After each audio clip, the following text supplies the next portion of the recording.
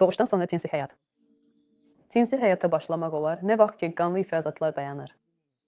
Əgər bu doğuşdan sonra 42 gün tamam olmamış baş veribsə, mütləq prezervativdən istifadə etmək lazımdır. Çünki uşaqlıq boyu hələ tam bağlanmayıb və infeksiya riski çox yüksəkdir.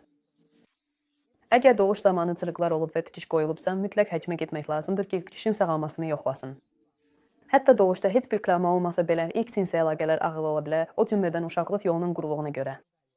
Bu normaldır və buna görə də daha uzun ön sevişmə lazımdır. Əlavə olaraq lubrikantlardan istifadə etmək olar. Tədricən ağrılar keçəcək. Bir də belə bir fikir var ki, laktasiya hamiləlikdən qoruyur. Bu həm doğrudur, həm də deyil.